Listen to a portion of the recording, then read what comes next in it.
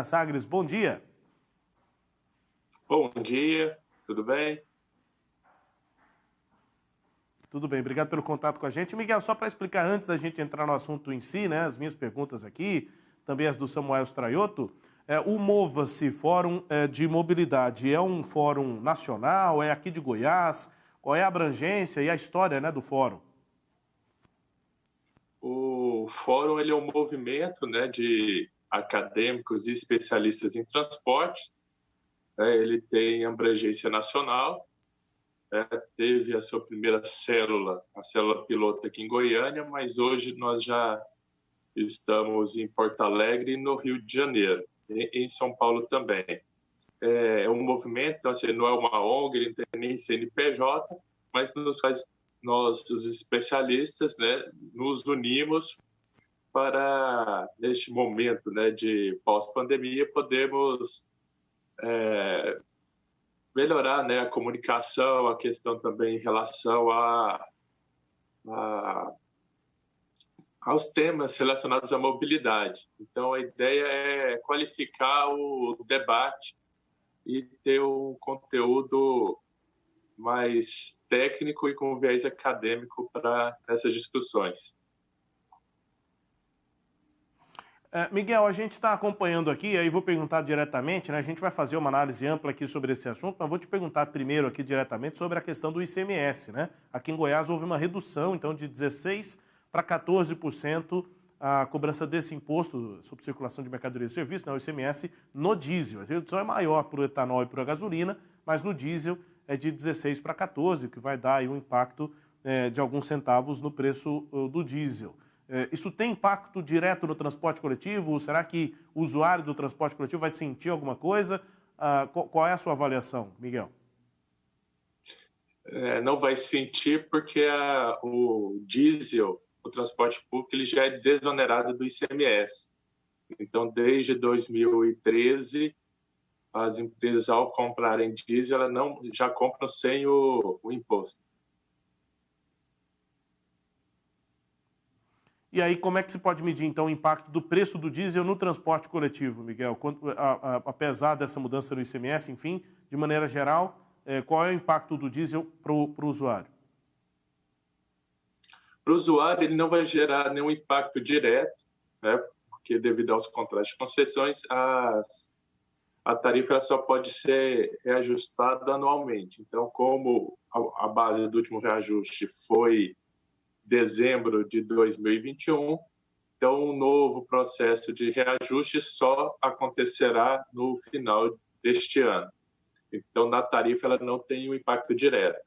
Se tivesse, hoje ela aumentaria a tarifa em 10%. Então, ela levaria a R$ 5,00 a do usuário, ou a tarifa tarifa técnica, né, que hoje remunera o sistema, para R$ 8,00. Outro ponto também importante é que com essa alta do diesel, que já supera os 60%, isso dificulta o caixa do sistema das operadoras, dificultando, por exemplo, a renovação de frota. Né? Segundo o estudo do Mova-se, isso, né, só tendo com base as empresas privadas, sem contar a Metrobus, gera um déficit mensal de R$ 2 milhões, que no final de um ano daria os 24 milhões, que poderiam ser gastos na renovação de 48 ônibus convencionais, ou 12 ônibus articulados, ou até 6 articulados elétricos.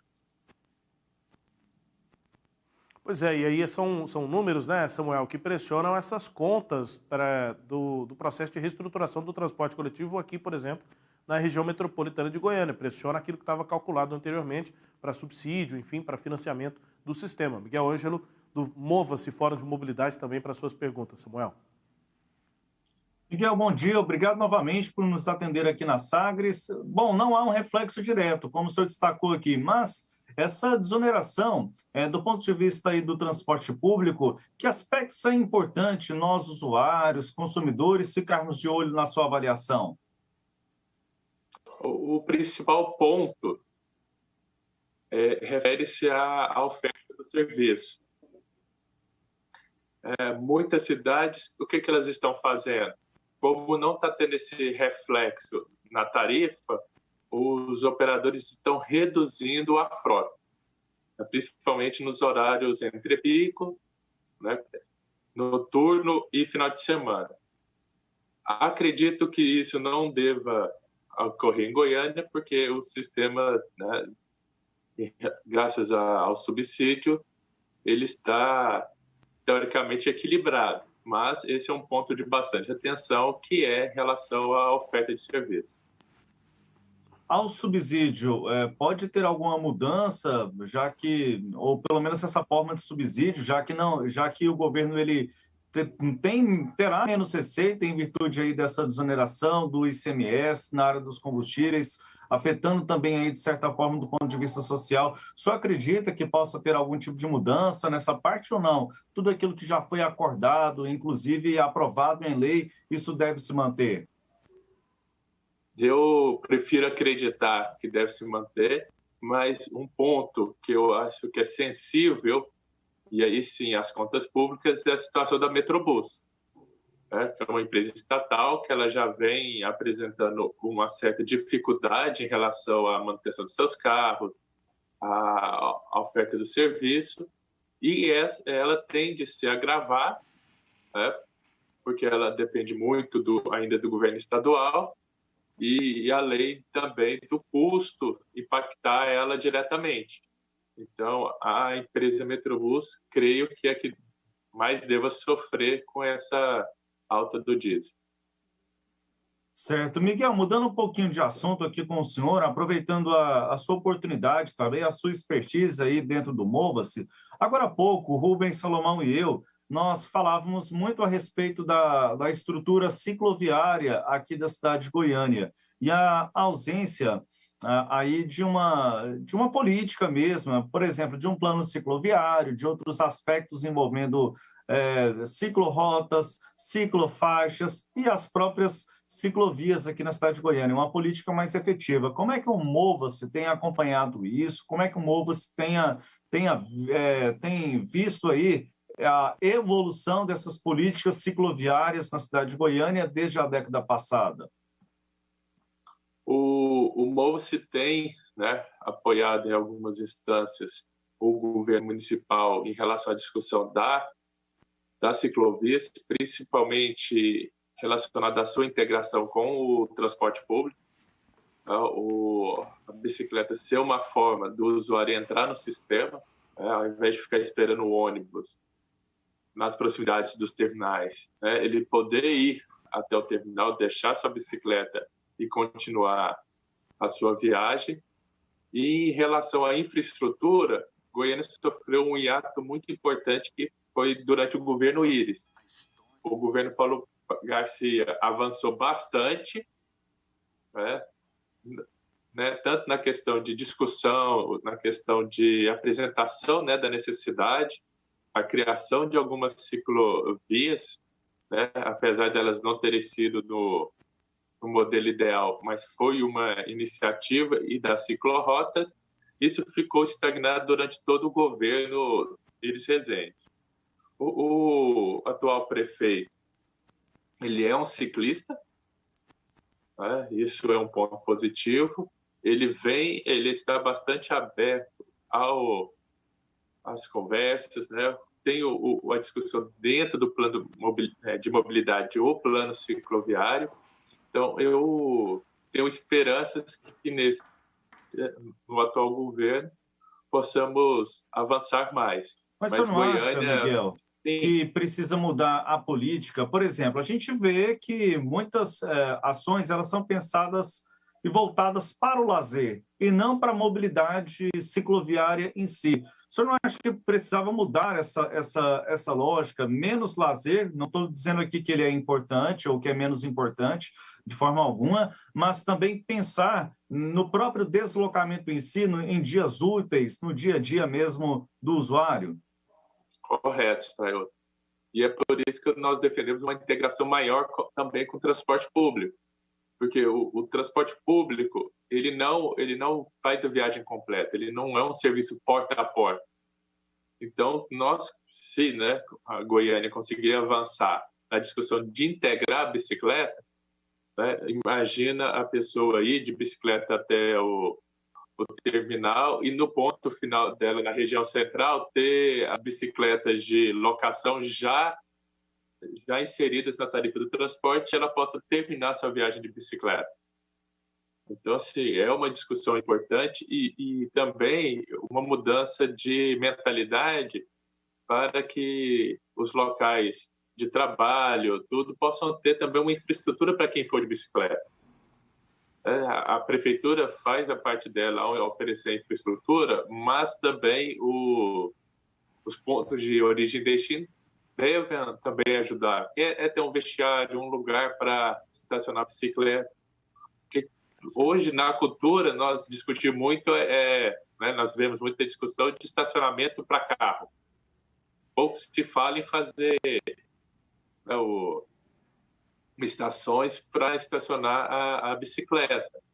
Então, isso vem desde uma política pública, né, que pode ser tomada pela SMM, dessa discussão, né, da importância de ter uma infraestrutura, dependendo do local de trabalho, ter um vestiário para a pessoa chegar ali, trocar a roupa, guardar. Então, assim, Goiânia, apesar de, né, como você falou, sermos amantes da bicicleta como lazer, até como esporte também, ainda estamos muito atrasados em enxergá-la como um modo de deslocamento. E até para facilitar, né, no nosso ponto original aqui da conversa, né, o transporte coletivo. Essa política de ciclovias aqui na cidade poderia justamente estar atrelada a isso, estar atrelada a um transporte coletivo? Digo, por exemplo, Miguel, quando nós se tivermos aí bicicletários nos terminais de ônibus, fazendo a integração de ciclovias na cidade com os próprios terminais. Esse tipo de política, fazendo essa integração, pode resultar num efeito no transporte coletivo, à medida em que alguns usuários podem deixar aí o transporte individual para migrar para essa nova modalidade de transporte? Sim, e algo que foi muito debatido no governo Paulo Garcia. A maioria dos terminais de Goiânia já tem bicicletários. A questão da integração com as ciclovias realmente ficou, né, muito aquém do necessário. E o ganho para o sistema não é só um novo usuário. Imagina que antes você tinha que pôr um ônibus para fazer, né, toda a alimentação, né, coletar aqueles passageiros do bairro. E se eles deixarem de no ônibus em si, forem de bicicleta, o custo que você diminui, né? Um motorista de combustível, e pode até usar esse ônibus, né, que está num lugar de baixa demanda, para auxiliar em linhas de maior demanda. Então, isso racionaliza mais também o uso do transporte. Isso é muito importante. E é uma discussão que ela tem que ser cada vez mais fortalecida junto a SMM, principalmente a CMTC, nesse caso, porque é uma integração, e que na CMTC temos a figura do Sávio Afonso, Sávio Domingos, que ele é o responsável por toda a discussão política de bicicleta, e ele, nos últimos anos, né, nos últimos 6 anos, ele é quase um João Batista, uma voz que clama no deserto. Mas sim, Goiânia necessita muito dessa evolução, de uma integração inteligente, né, um intermodal, que a pessoa não teria um custo a mais, ela poderia alocar essa bicicleta, esse custo também está na tarifa, porque ele vai gerar ganhos para o sistema e agilizar mais o desenvolvimento, junto com a prefeitura e o sistema de transporte. O Domingos Sávio, que também é ciclista, né? Ele está aí andando no dia a dia na cidade, a gente vê aí as ações, participa também de pedais e é nosso ouvinte aqui, sempre acompanha a nossa programação. O Rubens, tratamos então aqui com o Miguel, falamos sobre desoneração do transporte coletivo, avançamos aí no ponto das ciclovias, pegando Rubens, detalhes aí um pouco mais técnicos que você e eu discutimos na abertura do programa. Sim, sim, muito legal. Bom, e Miguel, só para encerrar aqui, eu queria falar sobre outro assunto nessa tendência aí de Samuel na entrevista, né, de perguntar sobre a alternativa, sobre modais, né, para mobilidade, sobre o transporte coletivo, né? A gente sempre tem reclamação, o transporte nunca está bom, o usuário de ônibus nunca está satisfeito, com razão.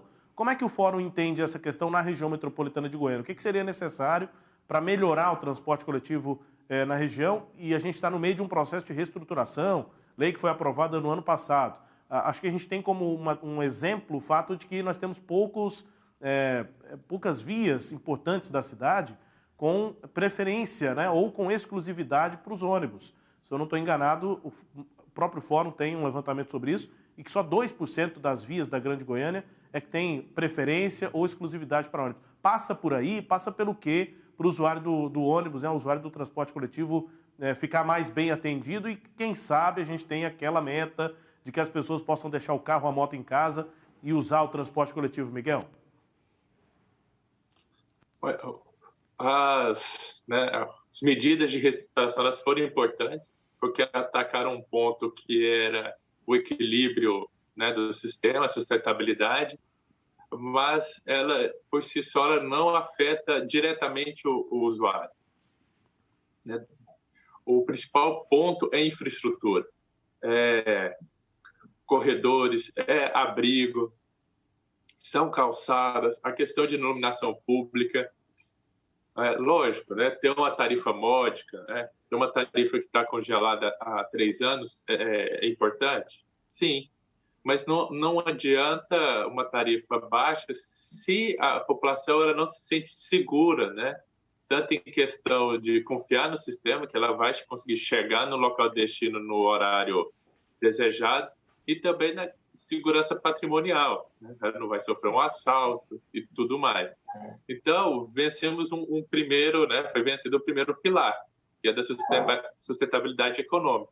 O próximo é a infraestrutura, né? Lembrando que, assim como aconteceu com a ciclovias, né? O governo também de Resende foi um hiato em infraestrutura de transporte, né? Não avançou, o BRT não avançou, os corredores não avançaram, né? A questão de melhoria dos abrigos também não. Então, se for uma política muito voltada ao transporte individual, viadutos, né, como característica do governo, e agora, onde o poder público já está investindo recursos, né, está tendo custeio da passagem, que ele possa também reverter isso em melhorias. Que a obra do BRT fica pronta, que acredito que ela seja um grande impulsionador, a melhoria do Anhanguera e a finalização da obra do Norte-Sul, então você já vai ter 2 eixos importantes, né, Leste-Oeste e Norte-Sul, que vai dar mais velocidade, mais confiabilidade, e é isso que atrai o passageiro, é você saber que você vai chegar no seu destino. Não adianta você ter uma tarifa barata e você sempre chegar atrasado. Numa hora você vai mudar de solução. E outra coisa também, não adianta somente ficar colocando novos ônibus num trânsito congestionado. E isso acaba também agravando o problema, porque é mais um ônibus, mais um veículo no trânsito. Então, são questões que têm que ser vistas com urgência, pois se elas não forem tomadas, né, de forma rápida, vai passar a sensação que muito se foi feito, muito está sendo gasto, mas na ponta para o usuário nada vai mudar.